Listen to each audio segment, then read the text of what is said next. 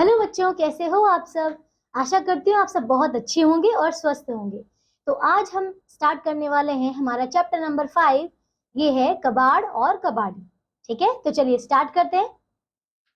इस पाठ का उद्देश्य है हास्य व्यंजन लेखन। एक ऐसी साहित्यिक विद्या है जिसके माध्यम से लेखक किसी सामाजिक व अन्य बुराई पर अपने विशेष शब्दावली को के माध्यम से कटाक्ष करता है। मतलब क्या कह रहे हैं कि यहाँ पे साहित्यिक विद्या से मतलब साहित्यिक कला से ये जो लेखक हैं वो क्या कर रहे हैं, सामाजिक की जो बुराइयां हैं या फिर जो भी चीजें हैं उसको क्या कर रहे हैं, अपने माध्यम से अपने शब्दों के माध्यम से क्या कर रहे हैं, उसको कटाक्ष कर रहे हैं। मतलब वहां पे बता रहे हैं। प्रस्तुत व्यंजन में लेखक ने कबाड़ के उन व्यापारियों के बारे में बताया है जो कबाड़ के माध्यम से खतरनाक वस्तुओं का व्यापार कर माल कमाते हैं। तो क्या कह रहे हैं, यहाँ पे एक कबाड़ से रिलेटेड बात कर रहे हैं, व्यापारियों में जो क्या करते हैं, उनके माध्यम से कुछ खतरनाक ऐसे औजार ऐसी वस्तुएं बनाते हैं, ठीक है, जिनको वो आगे इस्तेमाल करते हैं। ठीक है, तो चलिए शुरू करते हैं हमारा चैप्टर। देश के कोने कोने में कबाड़ में दबे मिले युद्ध शास्त्रों की ऐतिहासिक घटना से कबाड़ियों के लिए नई दुनिया का प्रादुर्भाव हुआ है।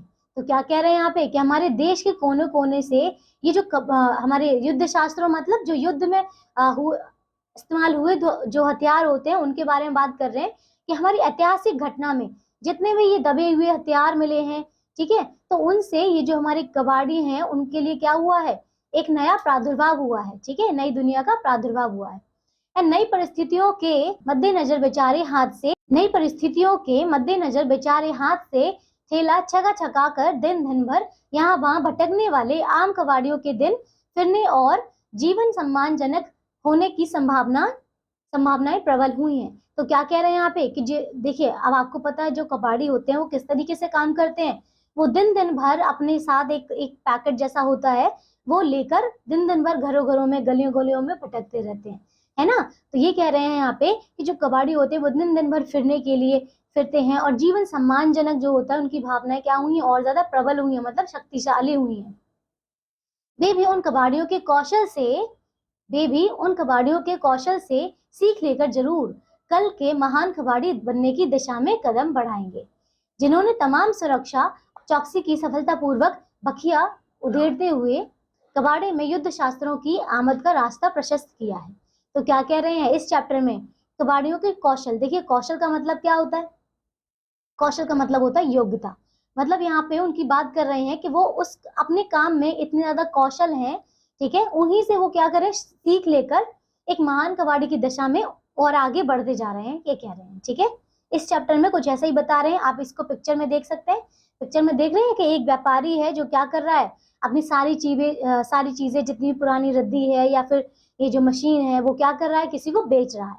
ठीक है, जिसको बेच रहा है वो क्या है, वो कबाड़ी है। ओके, अब घर घर घूमकर तोल में मंडी मारते फिरने की कोई जरूरत नहीं रह गई है और ना ही बूंद बूंद से घड़ा भरने की चिर प्रतीक्षा करने की। मतलब क्या कह रहे हैं कि अब क्या हुआ है कि अब इनको घर घर जाने की ऐसी जरूरत नहीं है।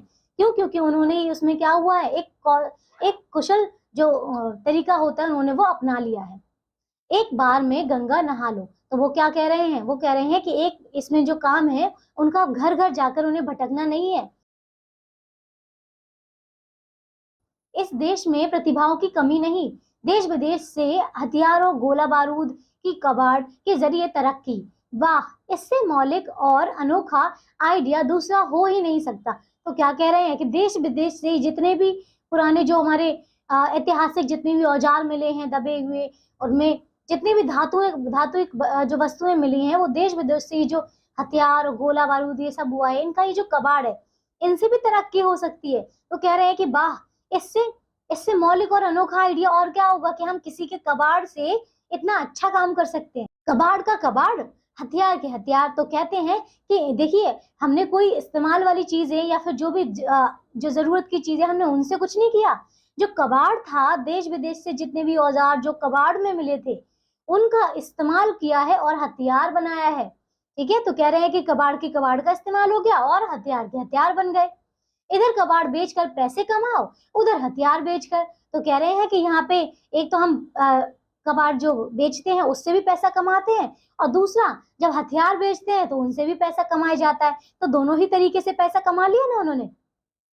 वैसे भी आजकल देश में हथियारों की खरीदार रात दिन बढ़ते जा रहे हैं। तो क्या कहते हैं कि आजकल क्या हो रहा है, जो देश विदेश जैसे बंदूक है, तलवार है, कभी कभी ये क्या हो रहा है, देश विदेश ये जो है हथियारों की जो खरीदार हैं इनके बढ़ते जा रहे हैं। छोटे मोटे लड़ाई झगड़ों के लिए लोग आत्मनिर्भर होते जा रहे हैं। तो वो क्या कह रहे हैं कि अगर कहीं छोटा मोटा झगड़ा होता भी है तो ऐसा नहीं होता कि वहां पे सब लोगों को इकट्ठा करने की जरूरत पड़ती है। तो ये छोटे मोटे झगड़े तो वो खुद ही निपटा लेते हैं। खामखा कानून व्यवस्था को जहमत देना नहीं चाहते। तो क्या कहते हैं कि खामखा ये छोटी छोटी बातों के लिए हम कानून व्यवस्था को और ज्यादा मुसीबत में नहीं डालना चाहते या फिर उनको परेशान नहीं करना चाहते। अपना हिसाब आप ही निपटा कर बड़े पैमाने पर सामाजिक कर्तव्य निभा रहे हैं। तो कहते हैं कि वो ये छोटे छोटे झगड़े खुद ही में निपटा लेते हैं और क्या कहते हैं कि सामाजिक कर्तव्य को निभा रहे हैं। देश भर में इन क्षत्रियों की आत्मनिर्भरता को बनाए रखने के लिए महीने 2 महीने में 2-4 मोटे कंसाइनमेंट देश के बाहर से लदवाओ और यहाँ लाकर इन शूरवीरों तक पहुंचा दो।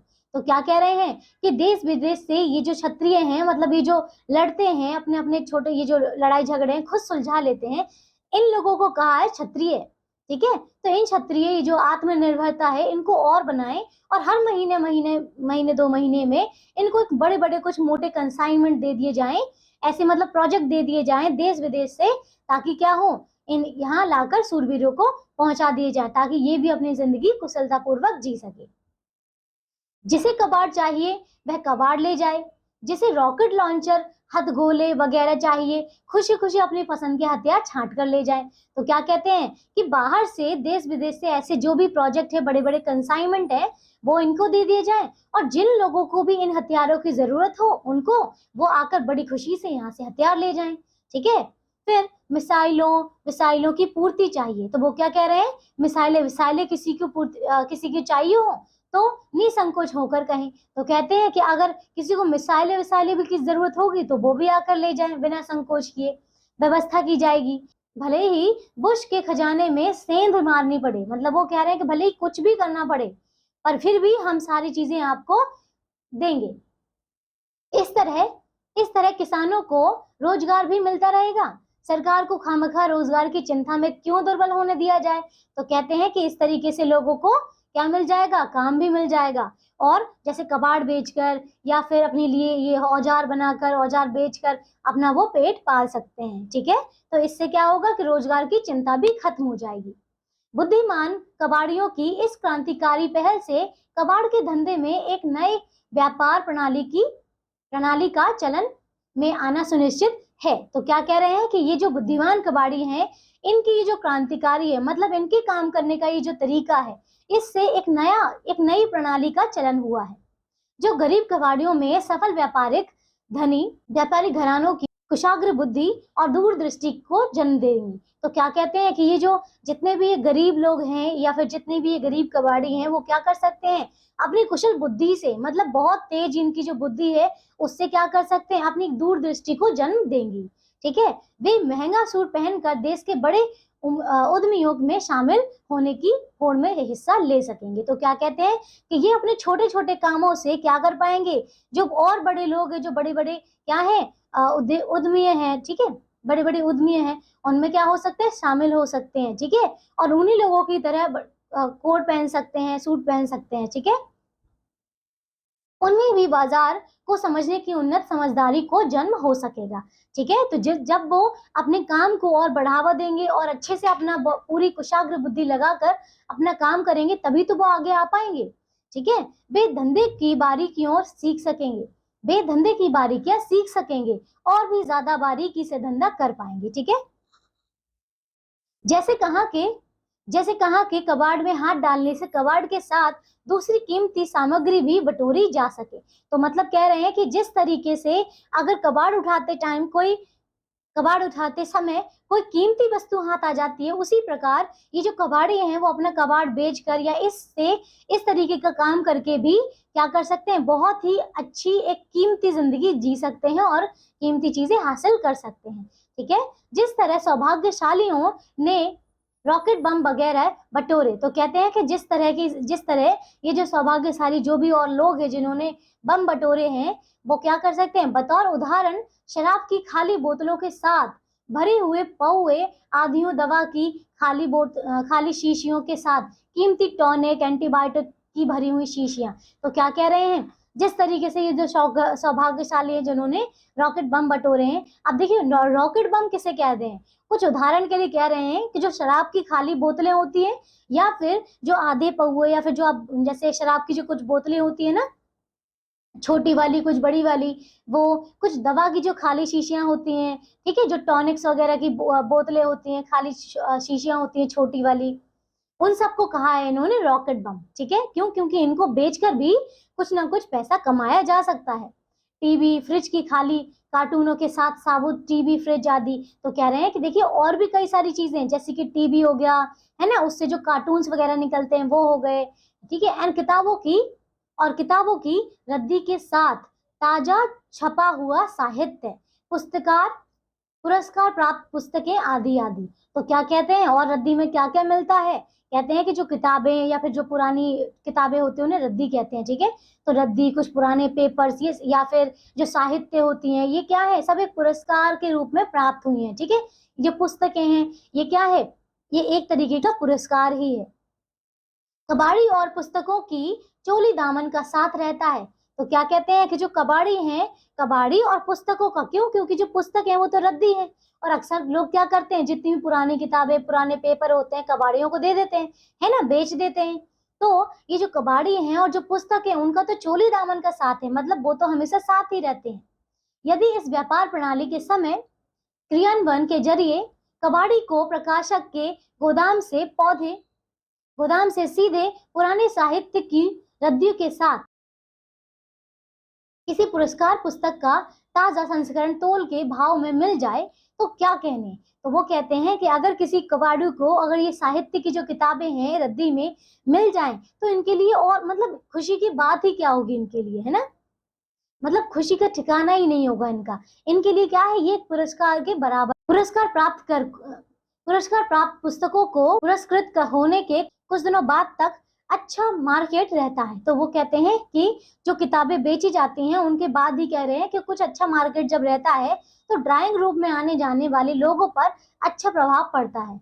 बुकर ज्ञानपीठ या अन्य कोई श्रेष्ठ पुस्तक मिलने के बाद ड्राइंग रूम में किताबों की सजावट पसंद करने वाले पागलों की तरह उस पुस्तक को खरीदने के लिए दौड़ पड़ते हैं। अब क्या हुआ, दौड़ पड़ते हैं। अब क्या हुआ, वो जो लोग हैं, देखिए कई बार जो कबाड़ी हैं वो तो रद्दी तो ले आते हैं, उनमें कई अच्छी अच्छी किताबें होती हैं, कई साहित्य किताबें होती हैं, कविता की किताबें होती हैं, स्कूलों की किताबें होती हैं। तो इन किताबों को जो लोग जैसे कि लाइब्रेरी का काम करते हैं, या फिर जिन्हें पुस्तकों का शौक होता है, जिन्हें अपने घरों में चारों तरफ पुस्तकें लगाने का शौक होता है, तो वो क्या करते हैं, इन किताबों को उनसे खरीद कर ले जाते हैं। किनसे, कबाड़ियों से।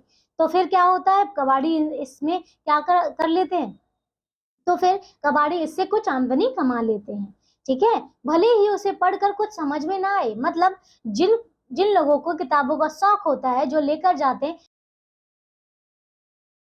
जरूरी नहीं कि वो उसको पढ़ें, कमरा तो सजता ही है, पर कमरे को सजाने के लिए तो उनका शौक होता है और वो उसको लेकर जाते हैं। चाहे जो हो, यदि प्रकाशक के गोदाम से ऐसा कोई जुगाड़ हो जाए तो वह गरीब भी इस दुकान के बाहर अपना ठेला लगाकर अर्थ लाभ कमा सकता है। तो वो कह रहे हैं कि अगर किसी कबाड़ी की ऐसी जुगाड़ हो जाए, ऐसा किसी गोदाम से उसको चीजें मिल जाएं, किताबें, तो वो भी क्या कर सकता है, अपना एक ठेले में ये सारी चीजें सजा कर कुछ पैसे कमा सकता है। जिस दुकान के गल्ले पर पुस्तक प्राप्त लेखक खुद किताब बेचने के लिए बैठा हो, मतलब ये ऐसा लगेगा कि जो लेखक है वो खुद अपना एक दुकान खोलकर बैठा है और वहां पे किताबें बेच रहा है।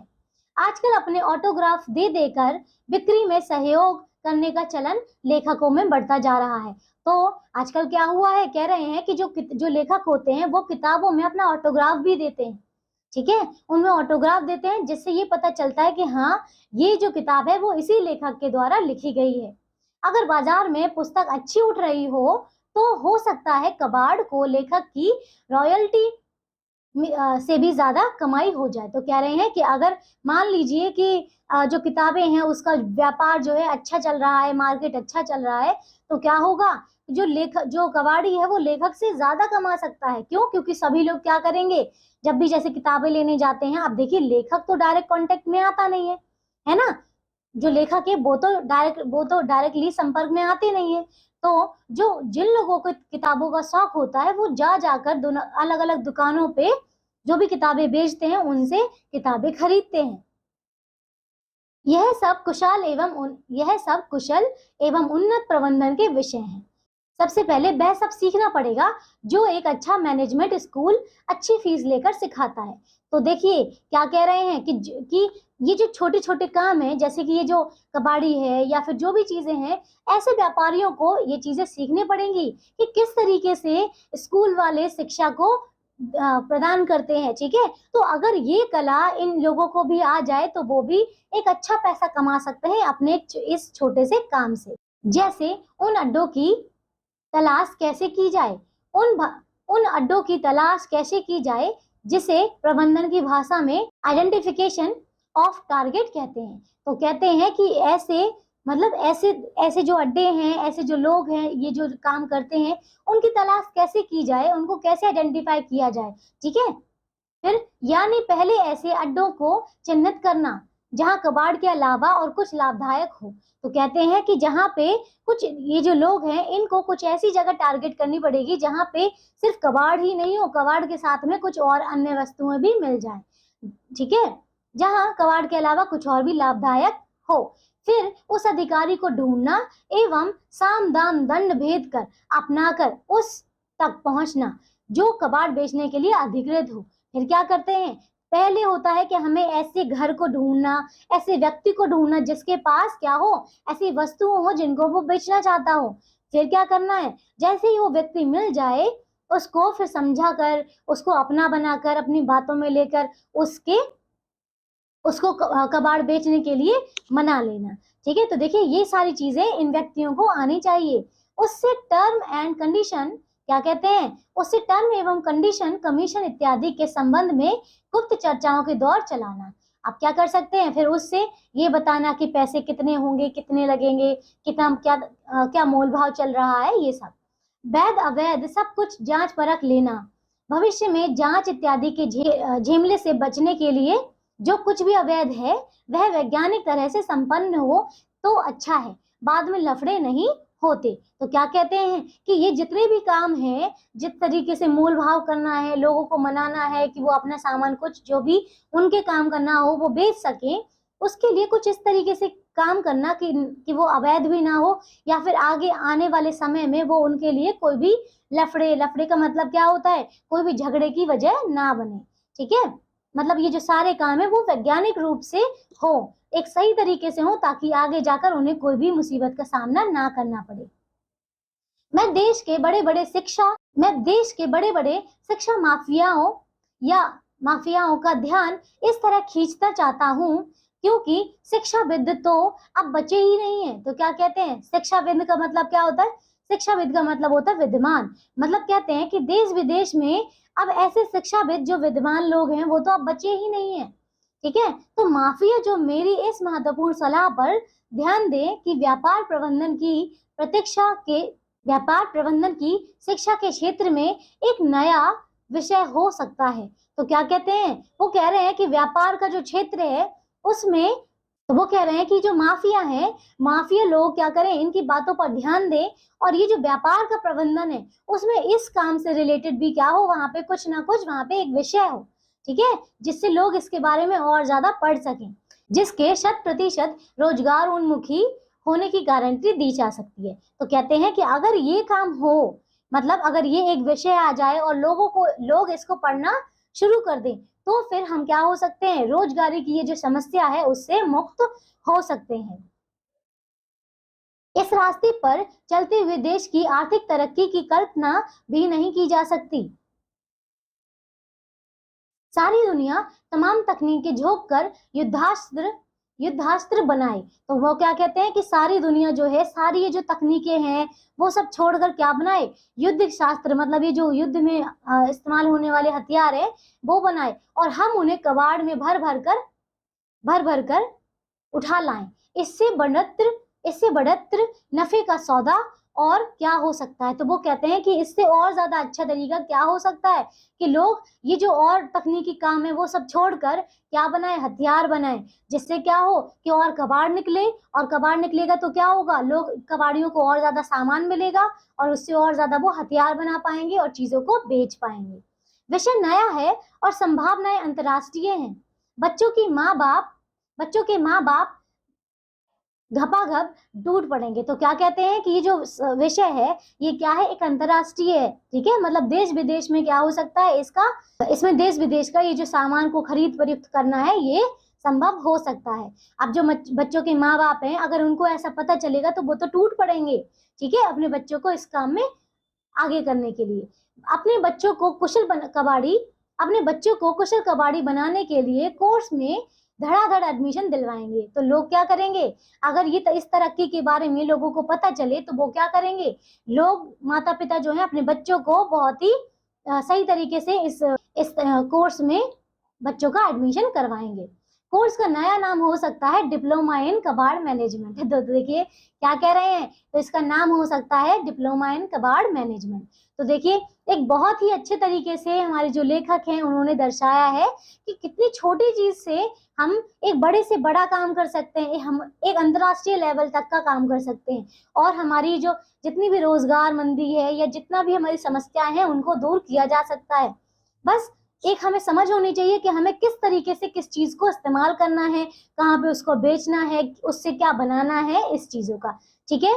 तो चलिए ये चैप्टर हमारा यहीं समाप्त होता है। इसमें कुछ इंपॉर्टेंट वर्ड मीनिंग है, ये है, इसमें कुछ इंपॉर्टेंट शब्दार्थ है, ये है युद्धास्त्र मतलब लड़ाई के हथियार, प्रबल मतलब शक्तिशाली, आमद मतलब आना, खामख्वा बिना वजह सहारे के रहना, कुशाग्र बुद्धि तेज दिमाग वाला, एंटीबायोटिक कार्यवाही, शिक्षाविद विद्वान, प्रादुर्भाव उत्पन्न, कौशल योग्यता, आत्मनिर्भर बिना किसी मदद के, कंसाइनमेंट प्रेषित, टॉनिक स्वास्थ्यवर्धक दवा, संस्करण नई प्रति का प्रकाशन, लफड़ा झगड़ा, तरक्की उन्नत दशा, ठीक है। तो देखिए ये चैप्टर हमारा यहीं खत्म होता है। आशा करती हूँ आप सबको ये चैप्टर बहुत अच्छे से समझ में आया होगा और बहुत ही इंटरेस्टिंग भी है ना। तो चलिए अब हम मिलेंगे आपसे एक नई क्लास में एक नए चैप्टर के साथ में। तब तक के लिए आप सब अपना ध्यान रखिए और स्वस्थ रहिए। बाय।